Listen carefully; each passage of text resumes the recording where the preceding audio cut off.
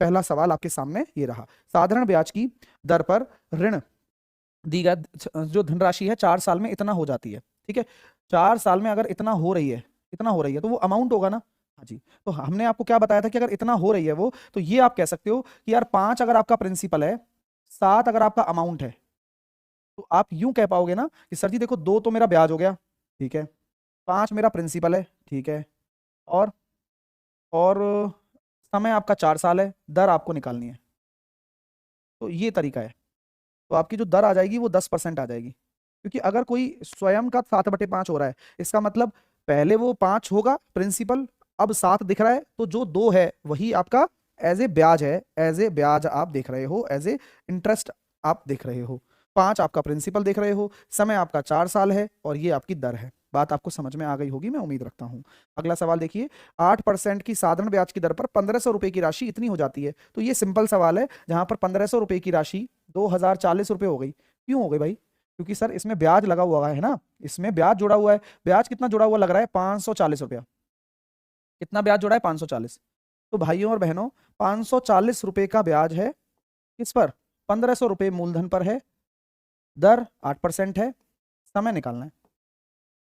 2 zero से 2 zero, 15 अट्ठे 120। तो यहां पर मैं ये कह सकता हूं 540 बटे 120, समय निकल कर आ जाएगा 6 नाम 54 और 6 दूनी 12, 4.5 वर्ष। 4.5 वर्ष, 4.5 वर्ष आपका सही जवाब होगा। ठीक है, चलिए अगला। और आप लोग लगातार फॉलो कर रहे हो ना, 3 बजे देखो अपना वो भी होता है, 3 बजे मैं एक्सपेक्टेड पेपर भी करा रहा हूँ। आप बस यार चीज़ों को करते रहो, आपको बहुत मजा आएगा, कुछ नहीं करना इसके अलावा। 3 बजे देखो एक्सपेक्टेड पेपर भी हो गया है 3 घंटे पहले। लगातार एक्सपेक्टेड पेपर स्टूडेंट करके जा रहे हैं, बहुत अच्छा फोड़ रहे हैं, आप भी फोड़िए तरीके से, ठीक है। देखो सब कुछ एक्सपेक्टेड पेपर लगातार चल रहे हैं। अगला सवाल देखेंगे, 10% की साधारण ब्याज की निवेश किया, 3 साल के बाद इतना हो जाता है, समान राशि पर समान ब्याज दर से 2 साल का ब्याज बताओ। देखो अच्छा सवाल है। देखो 10% की आपकी दर है, 3 साल के बाद में कितने रुपए हो जाता है? तो ये इतने रुपए अगर हो जाता है, तो ये तो आपका अमाउंट है, अमाउंट है देखा जाए तो 10% की दर से 3 साल का जो ब्याज ब्याज होगा, वो ब्याज ब्याज तो 30% हो जाएगा। और अगर अमाउंट की बात करते हैं तो 130 हो जाएगा, 100 जोड़ देते हैं, और ये अमाउंट ही आपका 3120 रुपए के बराबर है। अब यहां से अगर आप 100% की वैल्यू निकालोगे तो यही आपका मूलधन कहलाएगी। तो 13 दूनी 26, बचे 5, 13 चौके 52, तो 2400 रुपए तो आपका प्रिंसिपल प्रिंसिपल आ गया एक तरीके से। तो क्वेश्चन यही बोला जा रहा है कि समान राशि पर समान ब्याज दर से 2 साल का साधारण ब्याज। तो समान राशि पर ब्याज की दर कितनी है? 10%, 2 साल का साधारण ब्याज, तो आपका जवाब आएगा 480। अगला सवाल देखिए, दो बैंक हैं ए और बी, 3.5% और 6%। आज मैंने ये एक्सपेक्टेड में भी करवाया है सवाल। इतने 4,60,000 रुपए की राशि उधार लेते हैं, तो 3 साल के बाद में अंतर कितना होगा? देखो दोस्तों ये बात है, 4,60,000 रुपए की राशि है, और अंतर जो आ रहा है वो 2.5% का अंतर आ रहा है, यानी कि 5/200। और 3 साल में 2.5% का मतलब 5/2, तो 3 साल में 2 जीरो से 2 जीरो चला गया, और 2 से चला गया 2300 बार, तो ये आ जाएगा 34,500 रुपया। ठीक है, डायरेक्ट हो गया। क्या किया मैंने? अंतर लेना है बस रेट का, बाकी समय भी सेम है, प्रिंसिपल भी सेम है, अंतर लेना है 2.5%, 2.5% को लिख दिया 5/200, तो 34,500 आपका सही जवाब होगा। ठीक है, चलिए अगला। ये प्रिंसिपल है, आर समय में इतने परसेंट की दर से ब्याज कितना होगा? तो कभी भी अगर साधारण ब्याज की ही बात कर रहे हैं तो आपको पता है, प्रिंसिपल है तो ये, दर है तो R/10, और 100 तो नीचे आ ही जाएगा, और समय है R। तो प्यारे विद्यार्थियों, 2 जीरो से 2 जीरो कट चुकी है, जवाब आ गया R⁴ 4/10। सी विकल्प आप चयन कर सकते हैं। अगला देखिए, 2,000 रुपए की राशि 6.25। अब मैंने ये क्या किया, देखो ये नॉन लीप ईयर है, तो डायरेक्टली आप 28 में से 14 घटा सकते हैं, टाइम निकालना जरूरी है। मार्च आपका 31 का और अप्रैल आपका 28 का, तो यहाँ जो आ रहा है टोटल 73 डेज आ रहा है, जो कि ठीक है, चलो टाइम दिन में आ गया। क्वेश्चन बड़ा आसान होता है, बस दिन निकालना जरूरी है। तो 2,000 रुपए का 6.25% को बोलते हैं हम 1/16, और 73 दिन को हम 365 से भाग दे देंगे, क्योंकि नॉन लीप ईयर है।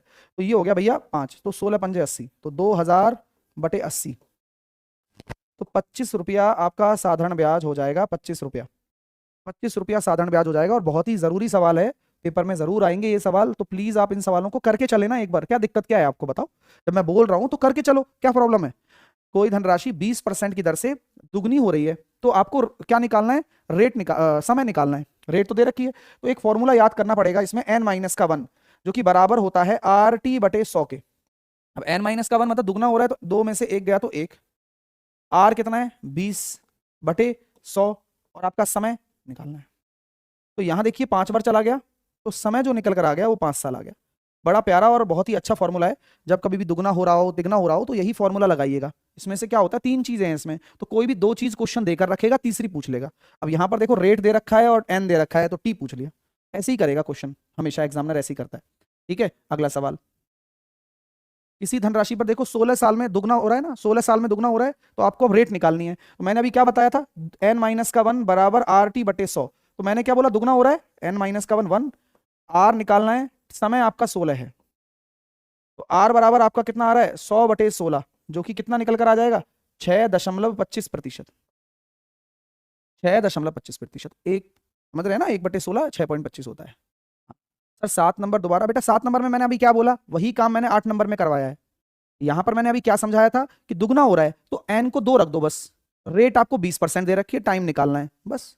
अब इसमें क्या बोला है कि भैया 16 साल में हो रहा है तो यहां टाइम दे रखा है और n दे रखा है, कर तो सही, एक बार ट्राई तो कर।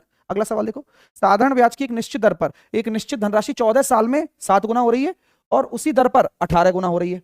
तो अब यहां पर देखो रेट तो बराबर बोल रखी है आपसे, दर आपकी कांस्टेंट है।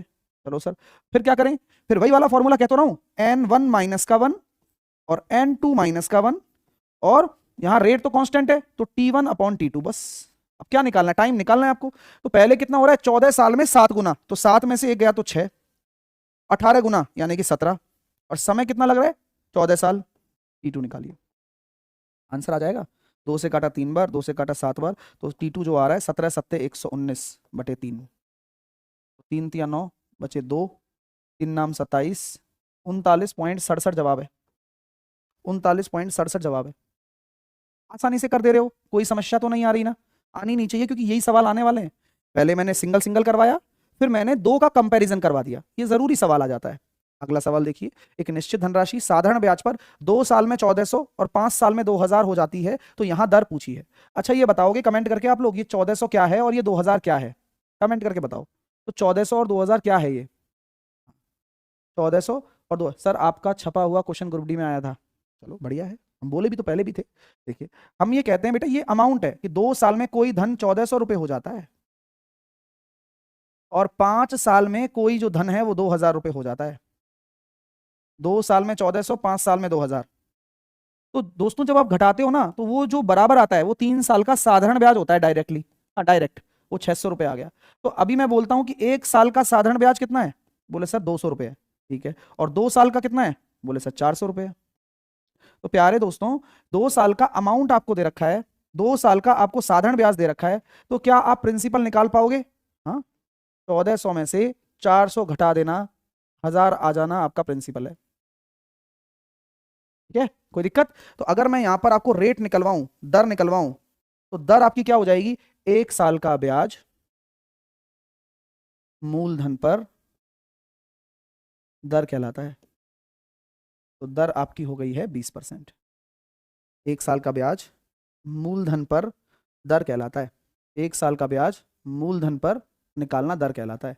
अगला सवाल देखिए, 5% की वार्षिक साधारण ब्याज की दर से, ठीक है, 6 वर्षों में बढ़कर 806 रुपए,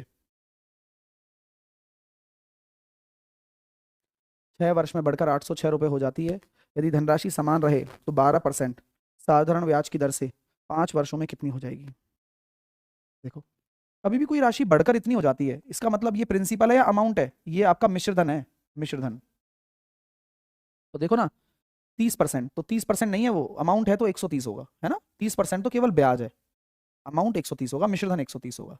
मिश्रधन अगर 130 होगा तो वो 806 रुपए के बराबर कर देंगे हम, 13 का भाग दे देंगे, 13 78, 13 दूनी 26, 620 रुपए आपका क्या निकल कर आ गया, मूलधन आ चुका है। अभी क्वेश्चन ने क्या बोला कि 12% की दर से 5 साल में कितनी हो जाएगी, फिर से आपसे राशि पूछी गई है। तो मैं यहाँ पर 620 को अगर मैं 60% देख रहा हूँ, 12 पंजे 60% तो आपका ब्याज है और आपको अमाउंट निकालना है तो 160 निकालना पड़ेगा। बात समझ में आ गई।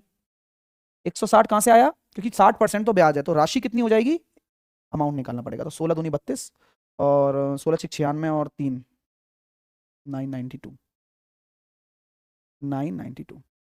ठीक है, क्लियर है, क्लियर हो गया, समझ में आ गया ना 160 कैसे आया। 12% की दर से 5 साल का जो ब्याज है वो तो 60% है, लेकिन जो आपका अमाउंट है वो 160 है, अमाउंट मिश्रधन।